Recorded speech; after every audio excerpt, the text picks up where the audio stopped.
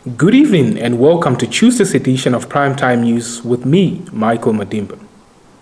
In our talk story tonight, Health and Social Services Minister Dr. Kalumbi Shangula today announced that a 62-year-old man from the Windhoek district died on Monday after he received his first dose of the AstraZeneca vaccine.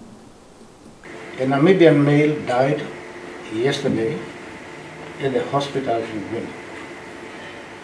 Earlier on the same day, the 62-year-old deceased received the first dose of COVID-19 vaccination.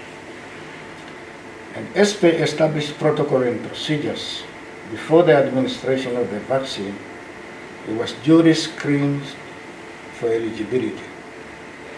Also, as per the protocol, he was observed after vaccination for the required period before he was released to go home. The observation revealed no signs or symptoms suggestive of an occurrence or presence of adverse events following immunization. Now, following his release, the disease drove back home. It is reported that after arriving home, he notified relatives that he was not feeling well. He was transported to the hospital for medical attention. On clinical observations, his blood pressure was highly elevated and his pulse and oxygen saturations had dropped to below normal reference levels. The treating medical team immediately administered the appropriate treatment, including intubation and resuscitation. The patient's vital signs started to improve, but deteriorated again shortly thereafter. The patient died at 13:33 after being vaccinated at 11 o'clock. On behalf of the Ministry of Health and Social Services and the entire medical fraternity, I extend heartfelt condolences to the bereaved family. Investigations to determine the actual cause of death as per WHO protocol on adverse event following immunization, as well as per domestic laws, have started and are ongoing. The Ministry will keep the nation informed on the outcome of the investigations. I therefore call on the public to remain calm and to continue to participate in the vaccination campaign. This isolated incident should not deter us to continue doing the right thing. The benefits of vaccination far outweigh any potential risk. President Dr. Hage Geingob has expressed his condolences to the family of the First Evangelical Lutheran Church in Namibia, Bishop Emeritus Hendrik Frederick, who reportedly died on Saturday. Bishop Frederick reportedly succumbed to coronavirus complications on Saturday in the Keetmanshoop State Hospital in the Karas region at the age of 80. In a statement issued on Monday, Geingob said, "In Bishop Emeritus Hendrik Frederick, we lost a respected clergy and freedom fighter who contributed to the spiritual and social well-being of Namibians during the struggle. As a nation, we mourn his passing with his family and the Evangelical Lutheran Church in Namibia." Popular Democratic Movement president and leader of the official opposition, Mark Henry Venani, who also issued a message of condolence on Monday and highlighted that Bishop Frederick's contribution and service to the growing church in Namibia made him to be a uniquely wise, memorable cleric and accomplished leader. The Landless People's Movement LPM said it will challenge the decision of the National Council to withdraw 2 of its councillors from the House. In an interview with Nampa on Monday, LPM Operative Secretary Edson Isaacs said the party will write a request to the National Council to reinstall the councillors, and according to its response, they will take legal action. He said their legal team is looking into the matter. In the course of this week, they will write to the National Council, and based on their insights, they will challenge their decision. The 2 councillors that we recalled are Karasburg East Constituency Councillor Angeline Biekes and Keetmanshoop Rural Constituency Councillor Herchi Vetboy. The National Council wrote a letter on the 3rd of May this year informing the two councillors that they are no longer part of the House following their appointment as members of the Management Committee. Still on the LPM, leaders Bernarda Swartboe and Henny Seibob have turned to the Supreme Court in a bid to overturn National Assembly Speaker Professor Peter Kachavivi's decision to suspend them indefinitely. Earlier this month, High Court Judge Cobus Miller dismissed with costs a case in which the LPM duo challenged Kachavivi's decision to suspend them from the National Assembly. Miller dismissed the case, noting it would constitute a judicial overreach as Parliament had its own internal processes, systems, and procedures to deal with the internal matters. They want Miller's decision to be declared unlawful, null and void, and set aside. Their appeal, seen by NAMPA, is dated 10 May 2021. It also demands that Kachavivi be interdicted and restrained from interfering with, quote, rights of applicants to attend sessions of the National Assembly or to make contributions during debates, unquote. In international news, the Egyptian presidency said today Egypt will allocate $500 million in funds for rebuilding efforts in the Gaza Strip following Israeli airstrikes. Egyptian companies will also participate in rebuilding operations, the statement added, in an announcement that came following a meeting between President Abdel Fattah al-Sisi, French President Emmanuel Macron, and Jordan's King Abdullah in Paris. Stand by for your top roundup.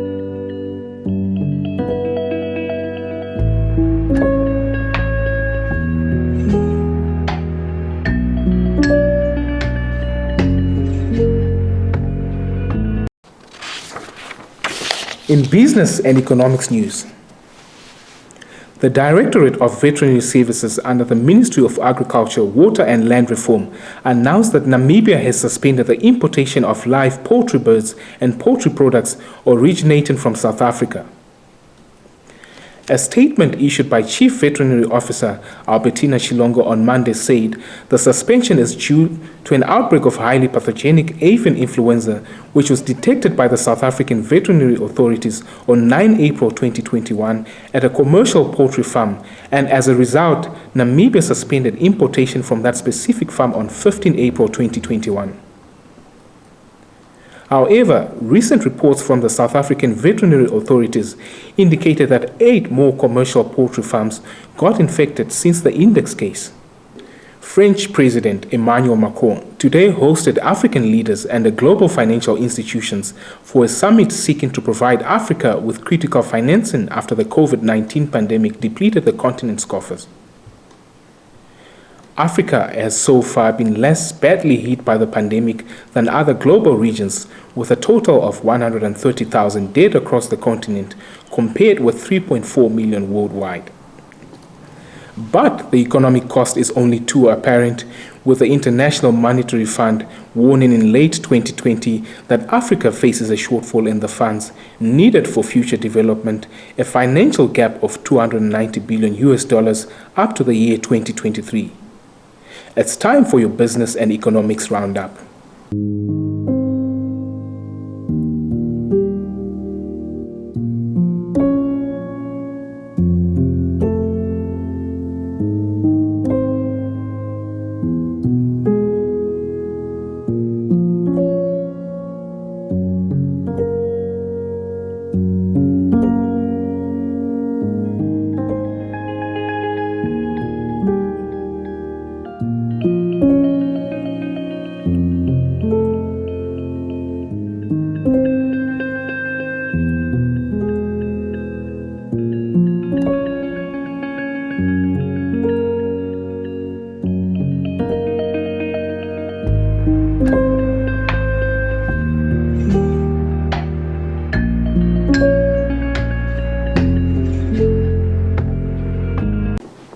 In your sports news tonight, AB de Villiers has decided against a return to international cricket and will not play for South Africa at the 2020 World Cup that is scheduled to take place in India later this year, officials confirmed today.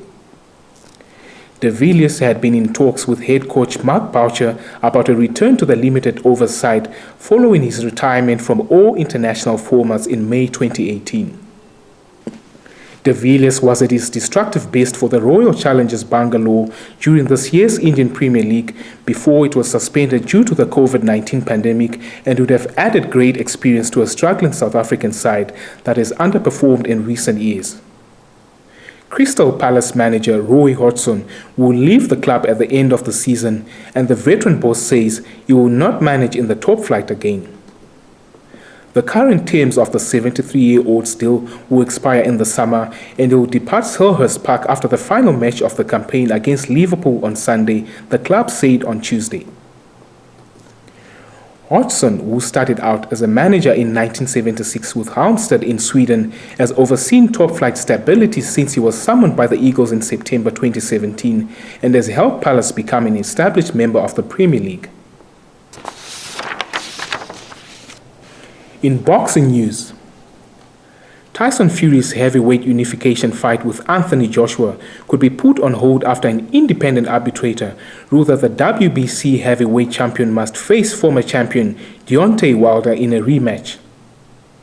Retired Judge Daniel Weinstein upheld a claim lodged by Wilder that Fury must first face him in a third fight by September 15 following their February 2020 title battle.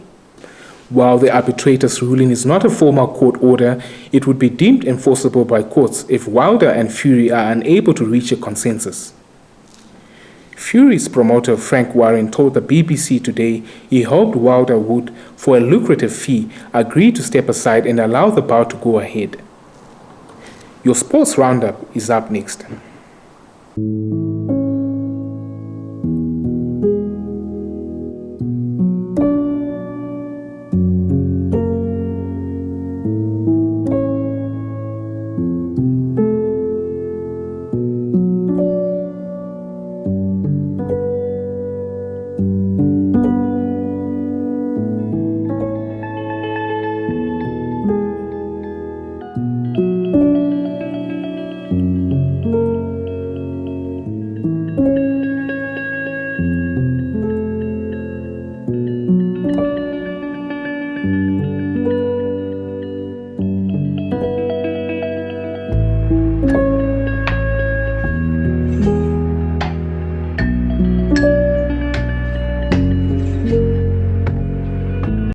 That's all the news we had for you this evening. We thank you for tuning in. Give us a thumbs up and share. If you're new to this channel, please don't forget to subscribe. Also, click on the notifications bell to stay posted on the latest happenings locally and globally. From myself and the entire production crew, it's good night.